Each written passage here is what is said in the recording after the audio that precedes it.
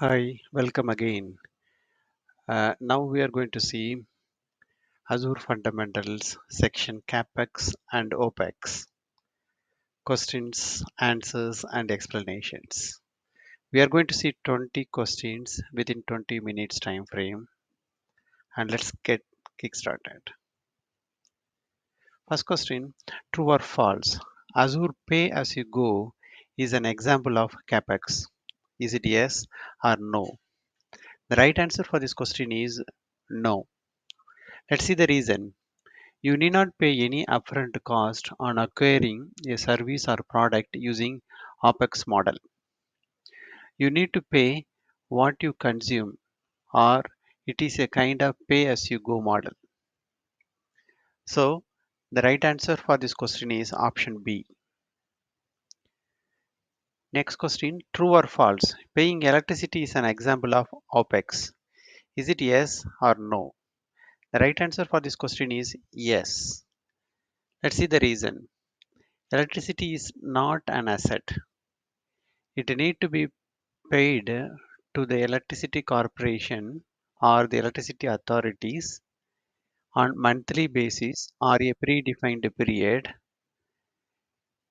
So this this is a kind of operational expenditure to run the business. So electricity, the company cannot own it. It need to be consumed for a specific period, and based upon the consumption the charges will be levied, and so it's an example of OpEx. Next question, true or false? Azure provides flexibility between CapEx and OpEx. Is it yes or no? The right answer for this question is yes. Let's see the reason. Traditionally, IT expenses has been considered as a capital expenditure. We buy server, storage, network switches, and then configure it everything at on premises and start using it. So huge amount of CapEx will be spent on that. Today, with the move to the cloud, and the pay as you go model, organizations have the ability to stretch their budgets and are shifting their IT capex cost to operating expenditures instead. So cloud provides plus the flexibility between capex and opex, for which the right answer is yes. Next question, which of the following refers to spending money upfront and then deducting the expenses over the period of time? Is it capex or opex or supply and demand? The right answer for this question is capex. Let's see the reason. Capex is the spending of money on physical infrastructure upfront and then deducting that expense from the tax bill over a time. Capex is an upfront cost which has a value that reduces over the period of time and usually has no recurring cost. And so option A is the right answer. Next question. As an IT director, you did capacity planning and recommends to your management to go for a larger size Spot VM for hosting your company's marketing solution for the season. What type of the cost the company going to spend on that? Is it capex or opex or supply and demand? The right answer for this question is capex. Let's see the reason.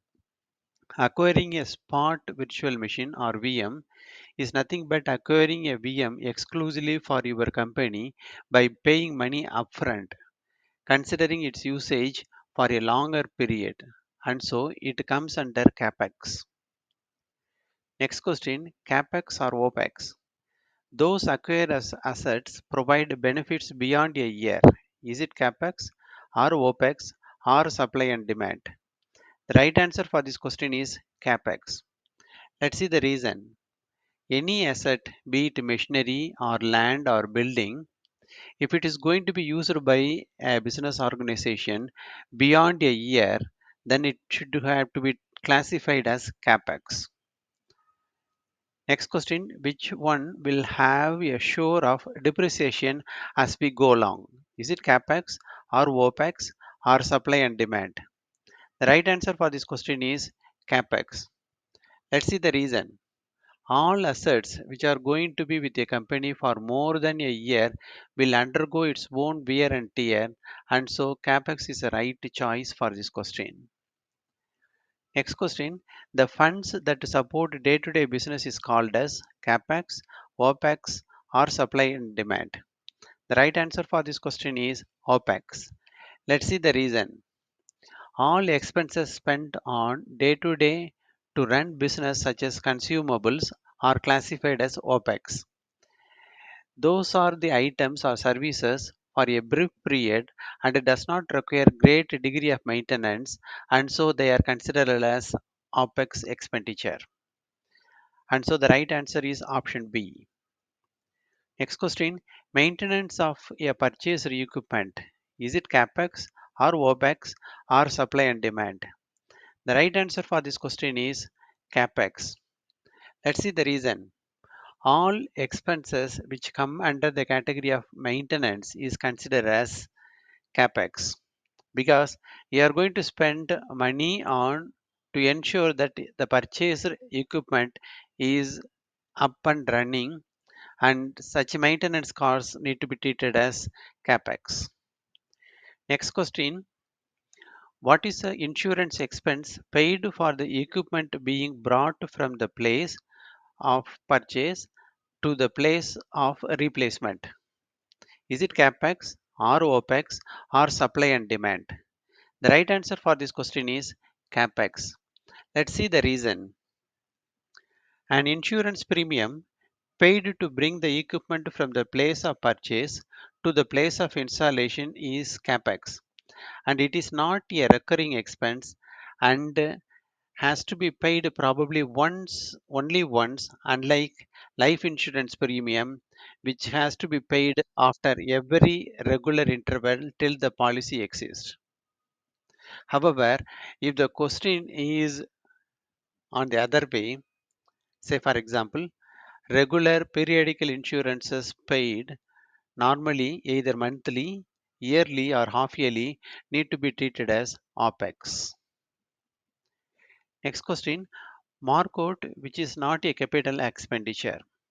Number one, cost of issuing shares and debentures.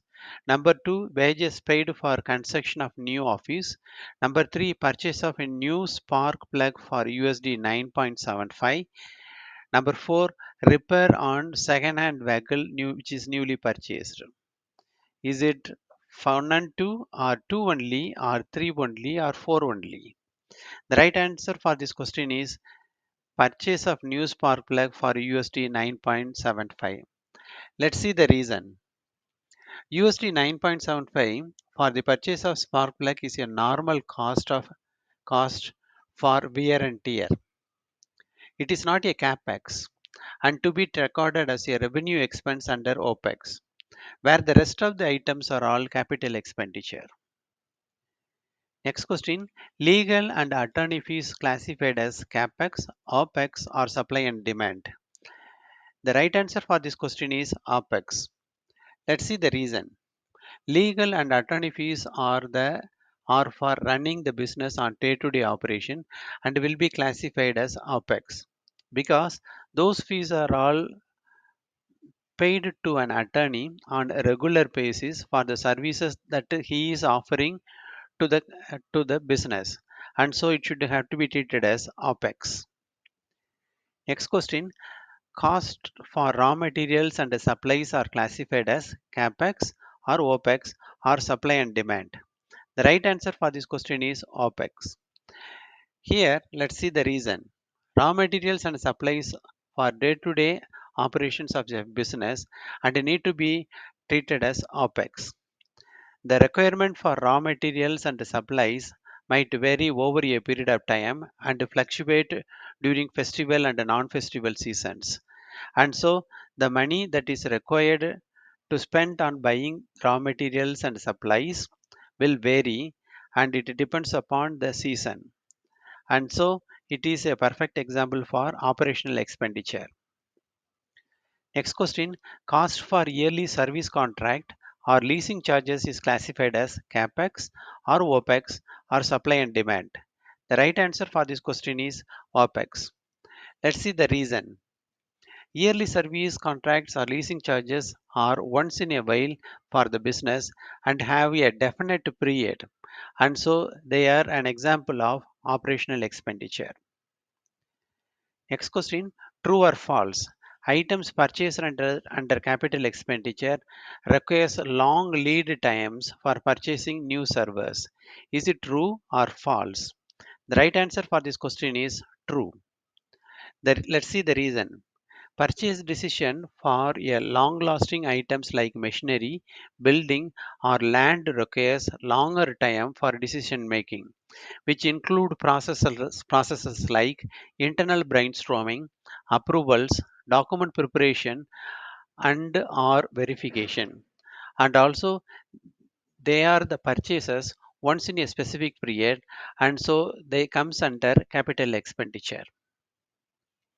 Next question, adapting a machine to a different use is classified as dash expenditure. Is it capex or opex or supply and demand? The right answer for this question is capex. Let's see the reason. Adapting a machine to a different use means that you are spending money on a purchase unit to make it for a different purpose, and so it is a capital expenditure. Next question, expenses on acquiring patents is considered as capex, opex, or supply and demand. The right answer for this question is capex. Let's see the reason. Capital expenditure means money spent on business or organization on acquiring or maintaining fixed assets such as land, buying vehicle, equipment, etc.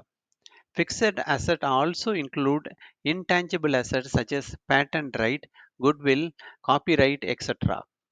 Therefore, the amount spent on acquiring patent is a perfect example for capital expenditure. Please note, acquiring a patent requires a lot of investment from a business organization. It involves brainstorming, proof of concept development, internal design decision, internal R&D development, and ensure that uniqueness of the idea and all need to be documented and submitted for patent creation and then acquiring a patent. And so it's a lengthy process, and so it is a intangible asset to the company, and that's why it is classified as capex. Next question, which among the following usually requires lots of maintenance? Is it capex or opex or supply and demand? The right answer for this question is capex. Let's see the reason. Capital expenditure items such as machineries, land or building are long time investment and need lots of maintenance over a period of time in order to maintain healthy status of those machineries and buildings. And so it's an example of capex. Next question, true or false? Capital expenditure are usually long-term investment in the business. Is it true or false? The right answer for this question is true. Let's see the reason. Capital expenditure item again such as machineries, land, building are long-time investments and are going to be with the company or firm for a longer period. And so they need to be treated as a capital expenditure, and that's why option A is a correct answer. Next question, what is PP and E? That is, what's the acronym for PP and E? Is it power, plant and equipment, or plant and equipment, or property, plant and equipment, or property, plant and equivalent? The right answer for this question is option C, that is property, plant and equipment. Usually, this term PP and E is extensively used when we refer capital expenditure. With that, I close today's discussion. Thank you very much, and I hope this short video is helpful to you for your interview as well as your exam preparation. If you like this video, please go ahead and subscribe and hit the bell icon. Also post your comments to improve this kind of videos in future. Please note this is not the end of the session. We are going to continue in a new section, and till then stay safe. Bye.